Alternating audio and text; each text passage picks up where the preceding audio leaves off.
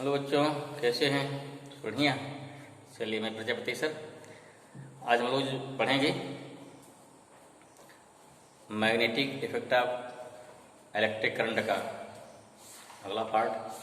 कल हमने बताया था ऑर्शर एक्सपेरिमेंट, या पिछली वीडियो में जो पढ़ चुके हैं उसमें क्या था, ऑर्शर एक्सपेरिमेंट क्या है, स्विमिंग रूल क्या है, स्नो रूल क्या है, और magnetic effect of electric current होता क्या है। ठीक है ना।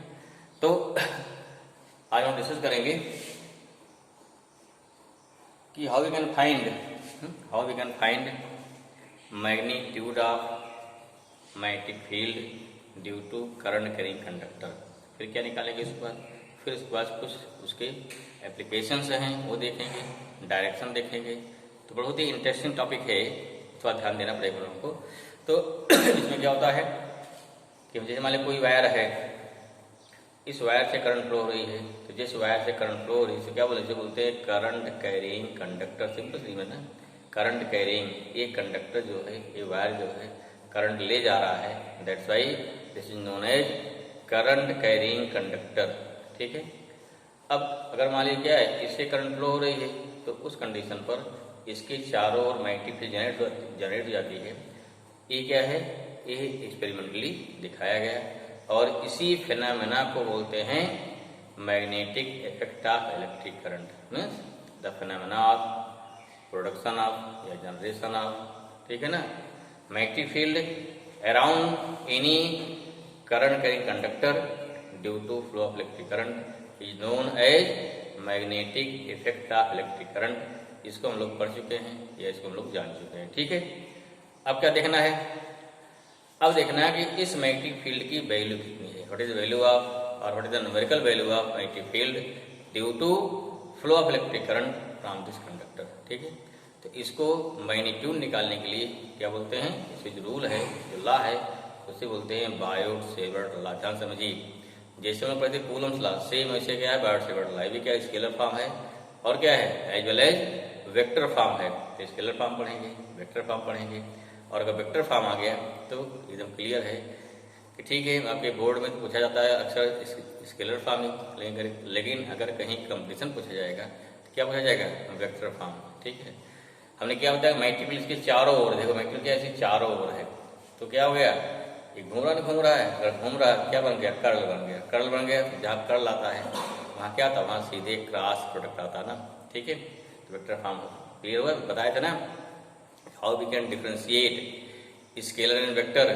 दो फिजिकल क्वांटिटी हैं, दोनों सेम डायरेक्शन में वर्क कर रही हैं, तो जो उनका मल्टीप्लाई करेंगे, जो आप उसमें क्या होंगे वो इंटरेक्ट करेंगी। तो due to interaction of both physical quantity we obtain scalar vector. जैसे डिस्प्लेसमेंट है, वर्क का क्या फोर्स है, both are acting in same direction, तो वहाँ क्या मिलता है, वहाँ मिलता है स्केलर। लेकिन जहाँ वेक्टर आएगा तो वेक्टर प्रोडक्ट आने पर तुरंत जान जाना है चीजें आपस क्या है, उस सर्कुलर फॉर्म में है, कहीं घूम रहे हैं, कुछ हो रहा है इस प्रकार से। ठीक है, दिमाग में होना चाहिए। चलिए, तो पहले हम क्या जानते हैं कि magnitude of magnetic field around the क्या हो गया, around the current carrying conductor. तो दिस इज टॉपिक हमारा हो गया मैग्नेटिक फील्ड। क्या निकालेंगे, मैग्नेटिक फील्ड अराउंड क्या हो गया, magnetic field around current carrying conductor. ये निकालना भाई, कंडक्टर निकालना है। ठीक है। क्या निकालना है इसका निकालना है मैग्नीट्यूड निकालना है। दो चीज है, मैग्नीट्यूड एंड डायरेक्शन। क्या निकालना है,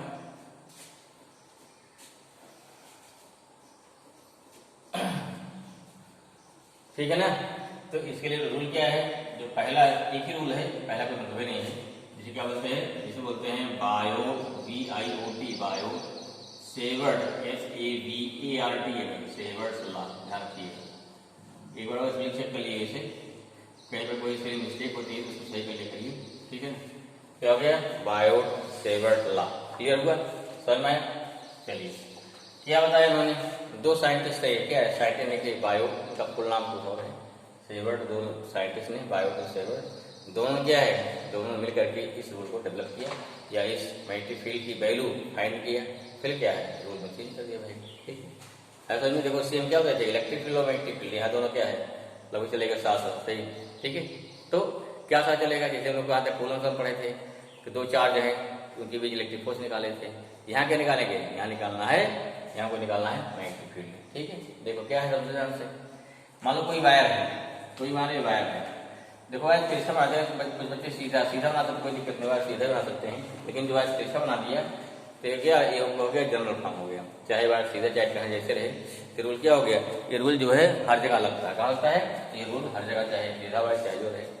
अगर इस वायर से करंट फ्लो हो रही है, चलो भाई करंट फ्लो आ गया, ठीक है, करंट फ्लो हो रही है, कितनी करंट फ्लो हो रही है, आई फ्लो हो रही है, ठीक है, पूरे वायर में, बहुत लंबा वायर है, जैसे भी वायर है, तो इस वायर से हमें आर डिस्टेंस पे कोई पॉइंट, आर डिस्टेंस कोई पॉइंट, मान लीजिए पॉइंट पी हो गया, ठीक है, इस पॉइंट पी पर कितनी मैग्नेटिक फील्ड होगी आपको निकालना है।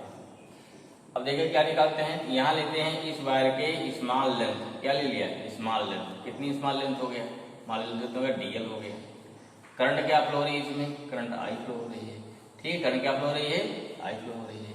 अब यहाँ इस स्मॉल लेंथ को स्मॉल डीएल मैंने क्या हुआ, दिस में भी माइक्रोमीटर, डीएल माइक्रोमीटर या बहुत ही छोटा मिलीमीटर से भी छोटा, ठीक है, इसमें क्या हो गया कि इस डीएल वायर पर बहुत छोटा वायर हो गया, तो यहाँ पर जो करंट फ्लो होगी तो क्या हो गया, आई डीएल, क्या बोलते हैं, देखो एक नाम इसका बुलाता है कि करंट एलिमेंट, क्या बोलते हैं, इस स्मॉल डीएल पे क्या हो गया, करंट एलिमेंट, इसी और समझो यहीं पे, यहाँ बहुत ही छोटा वायर ले रही, बहुत छोटा माइक्रोमीटर, समझो माइक्रोमीटर, बहुत डीएल बहुत छोटा है, तो उस कंडीशन पे जैसे मान लिया क्या, अगर मान इसके लेंथ की वायर हमारा है, लेंथ कितनी इसकी माइक्रोमीटर है, करंट कैसे फ्लो बताओ, करंट कैसे फ्लो होगी, करंट हमेशा इसके क्रॉस सेक्शन एरिया की हमेशा परपेंडिकुलर फ्लो होती है, ध्यान समझो, यहाँ पे वायर मान लो टेढ़ा मेढ़ा है, वायर कैसा है, टेढ़ा मेढ़ा ऐसा है, तो देखो यहाँ इलेक्ट्रॉन गया, यहाँ फ्लो होगा, यहाँ पहुंचा इसके परपेंडिकुलर, यहाँ पहुंचा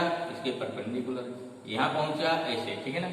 हमेशा जो इलेक्ट्रॉन मूव करता है during flow of electric current, वो हमेशा क्रॉस सेक्शन एरिया के परपेंडिकुलर चलता है, ध्यान रखिए, ठीक है, ऐसा नहीं तो सीधे जाएगा, ठीक है, तो भाई अगर सीधे जाता तो कहीं तार मुड़ा क्या होगा, इलेक्ट्रॉन फोड़ बाहर निकल जाता है, लेकिन कभी भी इलेक्ट्रॉन क्या, कभी इलेक्ट्रॉन कंडक्टर को फोड़ के बाहर नहीं निकलता है, हमेशा क्या होता है, हमेशा इलेक्ट्रॉन कंडक्टर से होता हुआ चलता है, इसमें क्या होगा, इलेक्ट्रॉन और इलेक्ट्रिक चार्ज यूक्रेन से इलेक्ट्रॉन मूव करेगा तो और भी मूव करेगा ना, इलेक्ट्रॉन जाएगा आगे और आएगा पीछे, तो इस बात क्या होता है, तो मूवमेंट ऑफ इलेक्ट्रॉन कैसे होता है, this movement of electron is always perpendicular to area cross section of the wire, कितनी दूर तक, अब ध्यान दो, अगर लंबा वायर ले लिया, हम कितना दूर वायर ले लिया, तब क्या हो जाएगा, यहाँ डायरेक्शन कुछ और है, यहाँ डायरेक्शन कुछ और है, यहाँ डायरेक्शन कुछ और है, लेकिन अगर एक पर्टिकुलर क्रॉस सेक्शन एरिया पर जिसकी लेंथ कितना हो गई, 1 माइक्रोमीटर हो गई, बहुत छोटी है ना, बहुत छोटी लेंथ में एरिया हमारी यहाँ क्या है, अगर इसका लेंथ बहुत छोटा हो गया उस कंडीशन में एरिया हमारी क्या है, वही मेन हो गई फिर, तो एरिया के परपेंडिकुलर क्या है, किसी भी क्रॉस सेक्शन के ना, किसी क्रॉस सेक्शन के परपेंडिकुलर इलेक्ट्रॉन फ्लो होता है, इन दैट केस अगर मान लो एरिया क्या है, लेंथ कितनी हो गई, बहुत छोटी है, इलेक्ट्रॉन क्या हो गया, उस लेंथ के क्रॉस सेक्शन के परपेंडिकुलर इलेक्ट्रॉन फ्लो होगा, कहीं पर भी, यहाँ टेढ़ा हो गया, यहाँ भी इसके परपेंडिकुलर हो जाएगा, यहाँ जा रहा है, आई hope this is clear.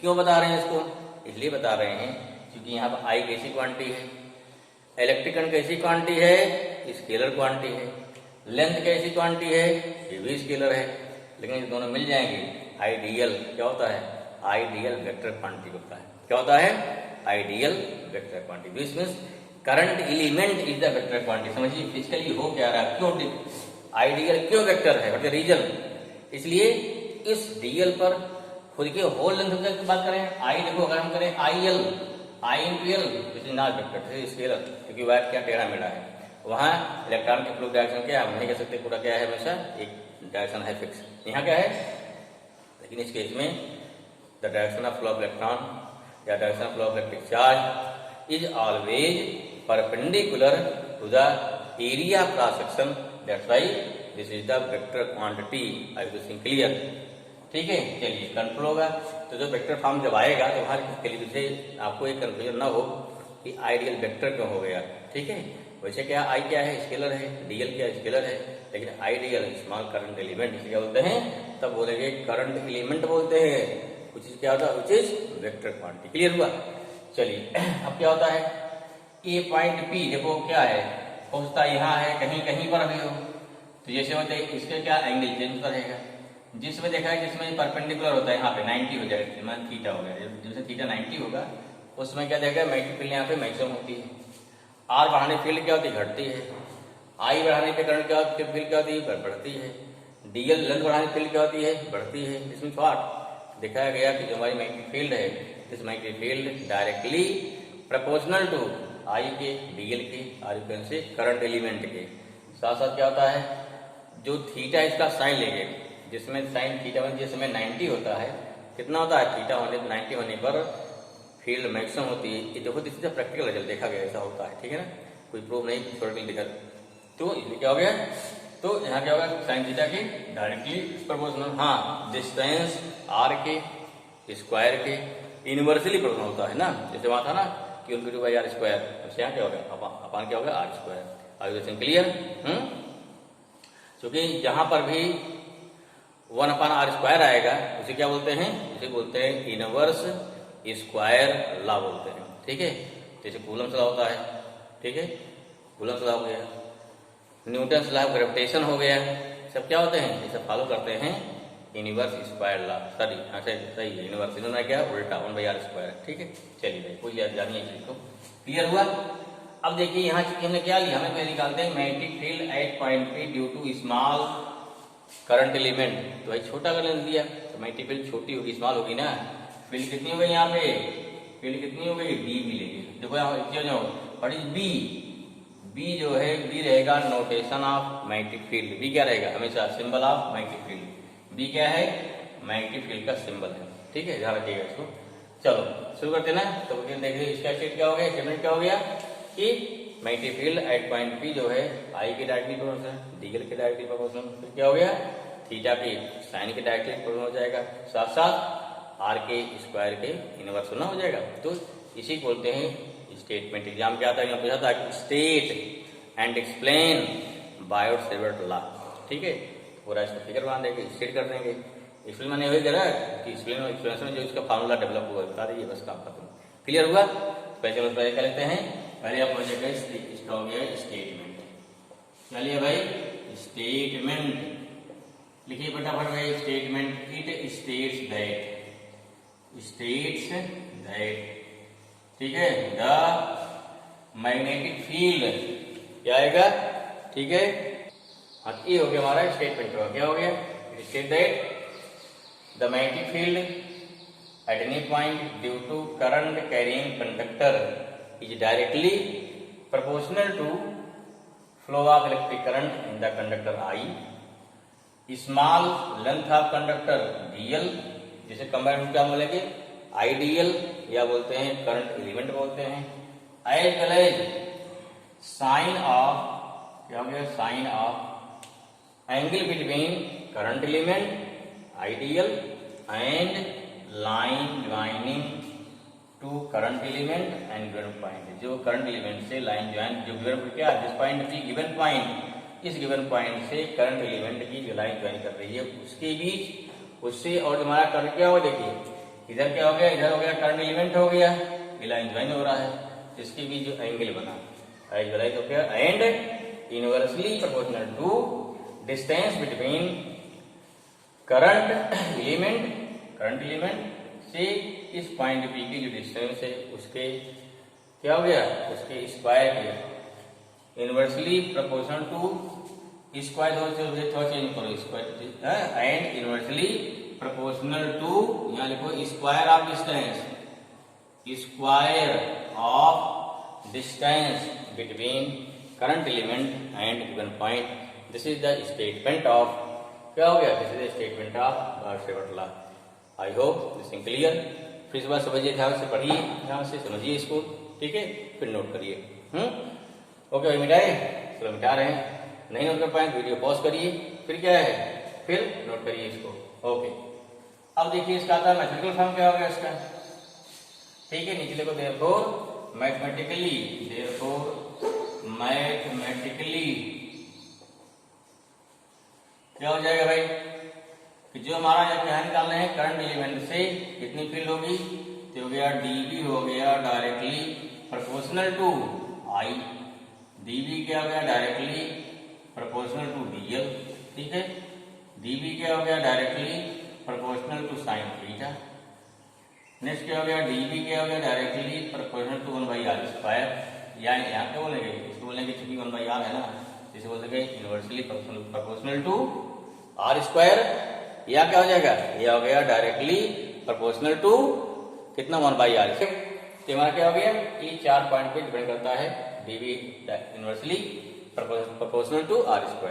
Combine करिए भाई, देयरफॉर क्या चलो कंबाइनिंग, ठीक है, कंबाइनिंग इक्वेशन 1 2 3 एंड क्या हो गया एंड 4, क्या मिलेगा हमको, वी गेट हो गया dB proportional to I dl sine theta by क्या हो गया r² प्रोपोर्शनल रहेगा भाई।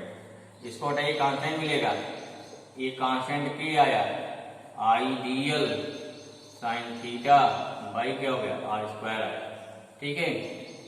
इक्वेशन में कितना 5 हो गया।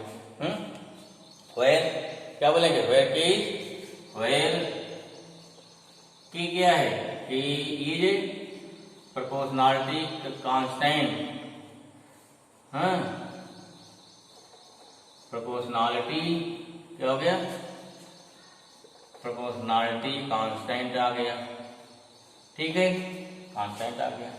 वैल्यू कितनी होती है, एंड की इक्वल टू होता है μ0/4π, ध्यान दीजिए μ0 कितना हो गया, वैल्यू हो गई कि μ0/4π इसकी वैल्यू होती है, मतलब ये क्या है, अब न्यूमेरिकल की वैल्यू कितनी इसकी आएगी, ठीक है, वैल्यू कितनी इसकी आती है, लिखो आगे कितना हो गया, चलिए थोड़ा देखते हैं कितना होगा भाई, मिटाते हैं इसको थोड़ा, क्लियर हुआ कि वैल्यू कितनी जाएगी, कि कितना आ गया, देयरफॉर की इक्वल टू आ गया μ0/4π, इसकी वैल्यू होती है 10⁻⁷, जैसे वहां तो 1/4π से ना, तो यहाँ क्या हो गया, इतना हो गया।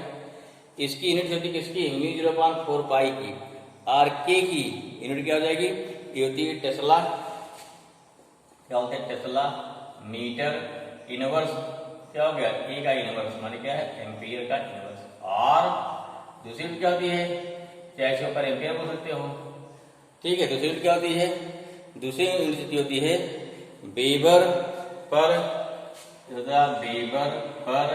मीटर एम्पियर, ठीक है, या इसको ऐसा लिख सकते हो weber metre inverse e⁻⁻⁻, clear हुआ, ठीक है। This is the unit of K, ठीक है, इसे याद करना पड़ेगा। अब इसकी वैल्यू हो गई, तो देयरफॉर कितना आ गया, देयरफॉर की इक्वल टू आ गया यहाँ कितना आ गया, देयरफॉर dB इक्वल टू आ जाएगा कितना, dB आ गया μ0/4π इंटू कितना हो गया I dl sine theta by कितना हो गया r², वैल्यू किसकी हुई, के वैल्यू हो गई, ठीक है भाई, क्या के की वैल्यू आ गई, आया समझ में। अगर निकालना टोटल, क्या निकालना है हमें, निकालना है टोटल मैग्नेटिक फील्ड कितनी आएगी, देयरफॉर निकालेंगे टोटल मैग्नेटिक फील्ड कितनी आएगी भाई, क्या कर देंगे इंटीग्रेट कर देंगे, इसको क्या कर देंगे मैग्नेटिक फील्ड, क्या किया भाई, यहाँ B इक्वल टू आएगा इंटीग्रेशन dB, अर्थात कितना आ गया B equal to integration μ0/4π I dl sine theta by कितना हो गया r² हो गया, ठीक है। ये तो हमारा क्या हो गया, सीधा स्केलर फॉर्म।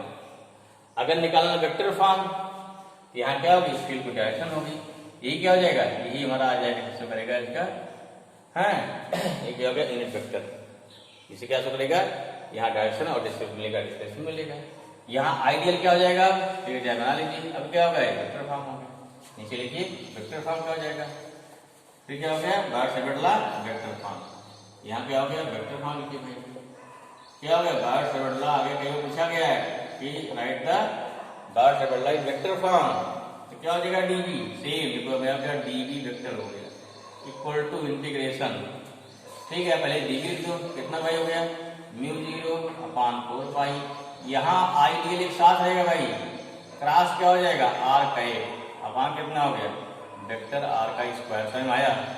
इस आइडियल में क्या हो गया, आइडियल क्रॉस आर क्या हो जाएगा automatic, I DL sine theta into R आ जाएगा, आर का एक आ जाएगा ना। फिर देखिए हम चाहते हैं पूरा पूरा वेक्टर आ जाए, क्या हो जाएगा, तो गया DV vector equal to mu 0 upon 4 pi, क्या करते हैं याद आया, आइडियल आइडियल हो जाएगा यहाँ पे, क्रॉस क्या है ऊपर कर दोगे वेक्टर आर, नीचे क्या हो जाएगा वेक्टर आर का क्यूब, क्लियर हो गई।